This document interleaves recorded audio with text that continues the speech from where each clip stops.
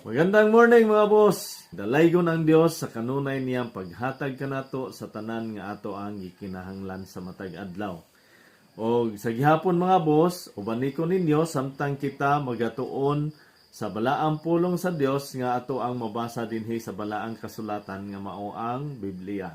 Ang ato ang teksto karon mabasa nato diha sa Juan kapitulo 14 bersikulo 6 ngadto sa 7. Ang pulong sa Dios nagaingon. Si Jesus mitubag, Ako ang dalan, ang kamatuoran ug ang kinabuhi. Walay makaadto sa amahan kundili moagi kanako. Karon nga nakaila na kamo kanako, makaila na usab kamo sa akong amahan. Ug sukad karon nakaila na kamo kaniya ug nakakita kaniya. Mga boss, unsa man ang buot pasabot ni Ginoong Hesukristo dinhi sa iyahang pag-ingon nga ako ang dalan, ang kamatuoran ug ang kinabuhi. Ang buot pasabot niini mga boss gikinahanglan nga kita magbaton gayod og relasyon ngadto kang Kristo. Nga atoa na sab kining nahisgutan sa miagi natong mga hisgutanan.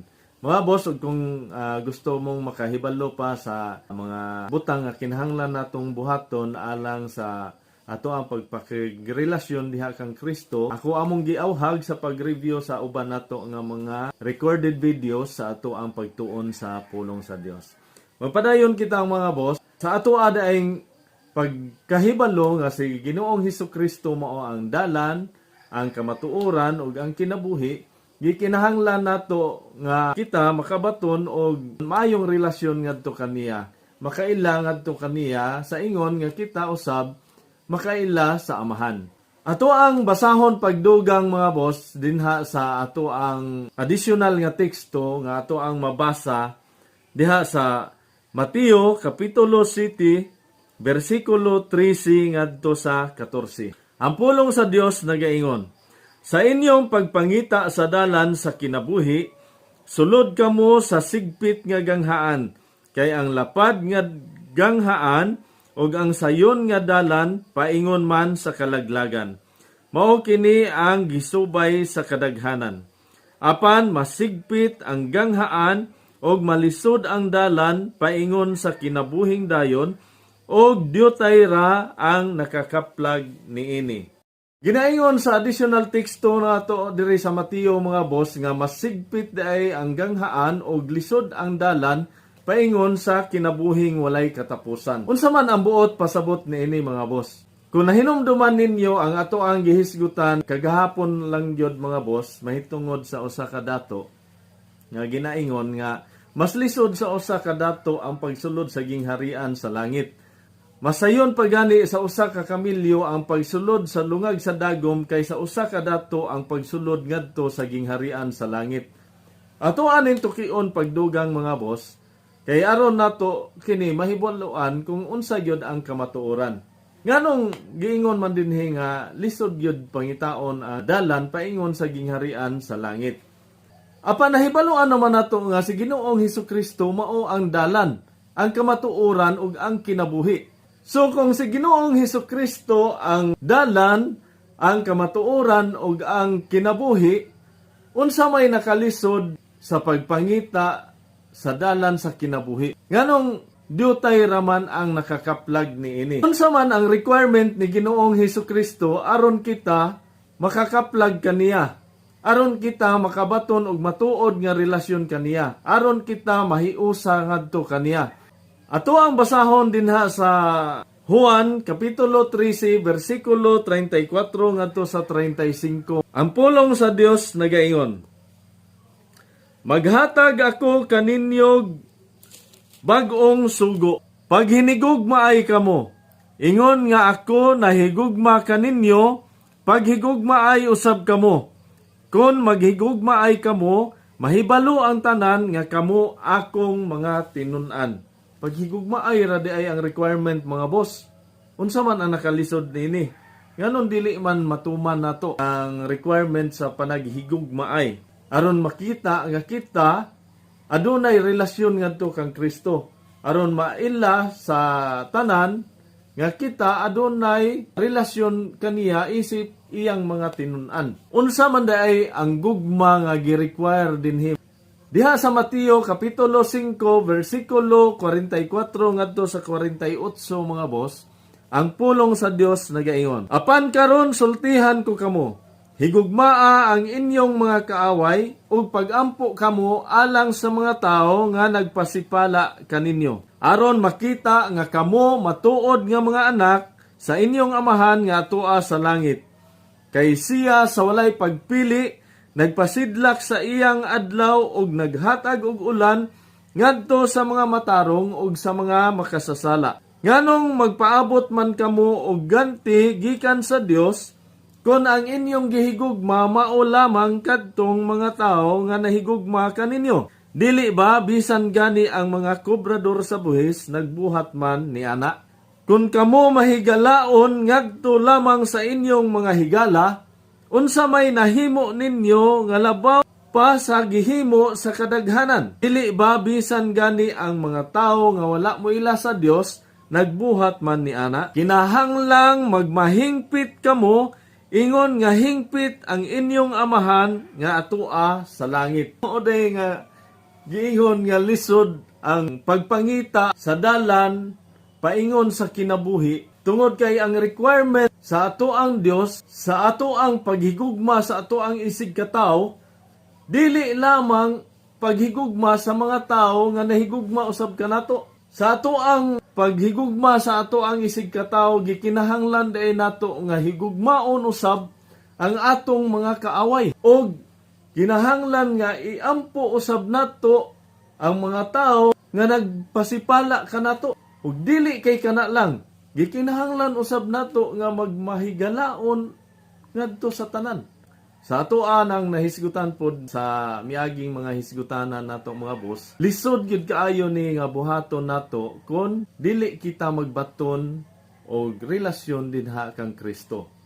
Mao man bitaw nga gikinahanglan gayud nato nga pangitaon ang kabubuton sa Dios, ang kamatuoran. Ug karon nga nahibaluan na diay nato nga si Hesukristo mao ang dalan, ang kamatuoran ug ang kinabuhi, gikinahanglan nato nga tun-an sa unsang paagi nga kita makabaton og maayo nga relasyon ngadto kaniya.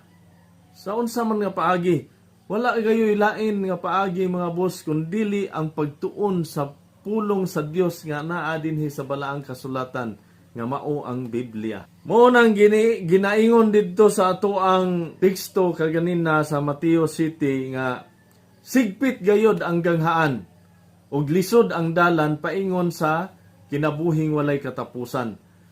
Tungod kay ang mga tao maglisod man sa paghigugma sa iyahang isig katawo. Ilabi na ang paghigugma sa ato ang mga kaaway o sa mga tao nga nagpasipala nato. Kung ato ang basahon dinha sa unang Juan kapitulo 4 bersikulo 18 ngadto sa 21 mga boss, masabta nato sa unsang paagi kita mahingpit diha sa gugma. Ang pulong sa Dios diha sa unang Juan kapitulo 4 bersikulo 18 ngadto sa 21 nagaingon, walay kahadlok diha sa gugma. Ang gugmang hingpit magwagtang sa tanang kahadlok. Busa kun mahadlok gihapon ang tao, wala pa mahingpit ang gugma diha kaniya. Kay ang kahadlok may kalabutan man sa silot. Nahigugma kita kay ang Dios man ang unang nahigugma kanato. Kung may moingon, gihigugma ko ang Dios, apan nagdumot di ay sa iyang isig katawo, baka kun siya. Kay unsaon man niya paghigugma sa Dios nga wala niya makita, kung wala siya mahigugma sa iyang isig katawo nga makita niya. Ang gisugo ni Kristo kanato mao kini, ang nahigugma sa Dios, kinahanglan maghigugma usab sa iyang isig katawo. Kinahanglan nga kita maghigugma sa atong isig katawo. Kung kita gusto nga mahibaluan nga kita tinud-anay sa ato ang gugma ngadto sa Dios. Ug dili lang kana simple nga isig katawo mga boss, kay sumala sa ato ang gibasa kaganina nga sa Mateo 5:44 ngadto sa 48. nga gikinahanglan nato nga magmahingpit diha sa gugma, nga higugmaon nato bisan ang atong mga kaaway ug ang mga tawo nga nagpasipala nato. Sumaon ang giingon dinha nga lisod gayud kaayo, sigpit kaayo ang ganghaan ug lisod ang dalan paingon sa kinabuhing walay katapusan. Tungod kay ang mga tao maglisod man sa paghigugma sa iyahang isig ka tawo. Nganong maglisod man sa paghigugma ang usa ka tawo ngadto sa iyahang kaaway, mga boss? Kung ato abitong balikon ang atong gibasa ganina dinha sa versikulo 18 sa unang Juan, walay kahadlok diha sa gugma. Ang gugmang hingpit magwagtang sa tanang kahadlok. Busa kung mahadlok gihapon ang tao, wala pa mahingpit ang gugma diha kaniya. Nganong wala pa man mahingpit ang gugma diha kaniya tungod sa kahadlok. Mao kini nagpugong sa mga tao, instead nga magpadayon diha sa pagkamahigugmaon, imbis nga magmahingpit diha sa pagkamahigugmaon, dili makapadayon tungod sa kahadlok. Ug nganong giingon dinha nga mahadlok? Tungod kay ang kahadlok may kalabutan man sa silot. So dili day na mawagtang kanato ang atoang pagka mahadlokon o ang atong pagkahadlok tungod kay nahadlok pa man kita diha sa silot sa ato ang mga nabuhat nga mga kasalanan, sa ato ang mga nabuhat nga mga wala mahasubay sa kabubuton sa Dios. Aron mawagtang ang ato ang kahadlok, mga boss, gikinahanglan nato nga makabaton og matuod nga relasyon ngadto sa Dios. Kinahanglan nato nga makabaton og kinasing-kasing nga pagtuo sa matuod nga mensahe sa maayong balita. Tungod kay mao lamang kini ang makahimo kanato nga matarong.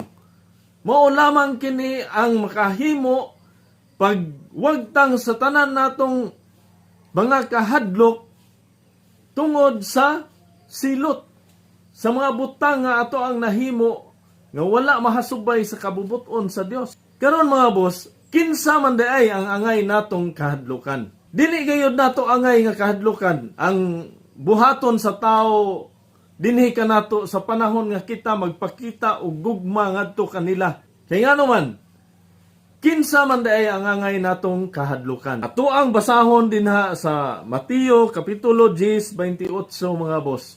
Isip pagtapos aning ato ang hisgutanan karon. Ang pulong sa Dios diha sa Mateo kapitulo 10:28 nagaingon, ayaw kamo kahadlok ni adtong mupatay sa lawas apan dili makapatay sa kalag. Kahadlok kay hinuon ninyo ang Dios nga makalaglag sa lawas ug sa kalag didto sa impyerno. Mao day kini, mga boss, ang angay nato nga kahadlukan. Ikinahanglan nato nga kahadlukan ang Dios ron kita makabaton sa matuod nga relasyon ngadto kaniya. Ikinahanglan nato nga makabaton og matuod nga gugma ngadto kaniya aron nga iyaha kitang himuon nga matarong atubangan niya pinaagi sa ngalan ni Ginoong Hesukristo. Kay si Ginoong Hesukristo nagpaaga sa iyahang bililhong dugo aron hatagan kita og kaluwasan, aron hatagan kita og katubsanan gikan sa kaulipnan nato sa atong mga kasalanan. Mga boss, hinaot nga makatabang kaninyo kining ako ang gi-share kaninyo, o hinaot nga ang Dios magapanalangin kaninyo sa kanunay sa inyohang pagpadayon sa pagkinabuhi, o nga siya hatag kaninyo sa grasya sa pagtuo sa matuod nga mensahe sa maayong balita nga maghatag kanato og kaluwasan pinaagi sa pagtuo kanato kang Ginoong Hesukristo. Ang Dios magapanalangin kanatong tanan.